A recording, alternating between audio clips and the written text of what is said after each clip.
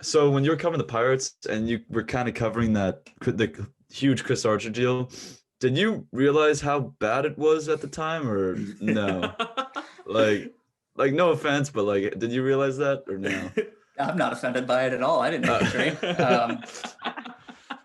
I, I knew that Austin Meadows was going to be good no matter where he was, and I think the Mhm. Pirates knew that at the time too. They kind of knew that, all right, you're giving up a really good player in Austin Meadows, and I think it was when I found out that Shane Baz was the player to be named later that I was like,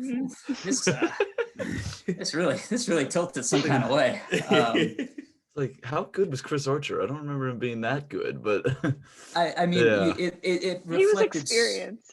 yeah, he was. That's it. And Yeah, at the time, he was a 200 inning strikeout guy. He had always, at his worst, he had been like a 200 inning high strikeout, league average ERA type of pitcher. That was at his worst. And the Pirates yeah. were still kind of in their hubris phase where they thought they could fix anybody and they could get the most out of anybody. And that trade, I've said this before, I think I probably wrote it at some point, that trade just revealed a lot of their flaws, as far as the way that they weren't properly developing and getting the most out of prospects like Glasnow, the way that they were overvaluing club control with Archer's contract that they got back. And then obviously they wound up declining, a different front office declined the club option, which shows a lot about the club control and what you're getting when you make a trade based around that.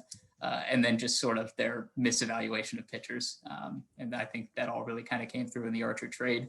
And they also weren't getting a fully healthy version of Chris Archer. I mean, that guy was never hurt. He was never on the injured list. I talked to him about that the first time he got injured with the Pirates. Is that earlier in that year with the Rays, the first time he'd ever been injured. So he's learning how to deal with that, learning how to come back from that, trying not to rush back, how you compensate with your body and your delivery and everything. The Pirates definitely did not get the best version of Chris Archer, needless to say, and they just misevaluated Glasnow, I think, and they gave up on him way too early because, even if he's not the ace or even if he doesn't turn out to be everything that you dream that he's going to be, he's still a really good young pitcher and starting pitcher, and they had banished him to the bullpen by that point. So I didn't know it was going to turn out to be quite the steal that it was, but it was very clear on that day that like the Rays were going to win the trade in the long term, no matter what, even if the Pirates won in the short term, which they did not. It was very clear that the Rays were going to come out on the right end in the long term.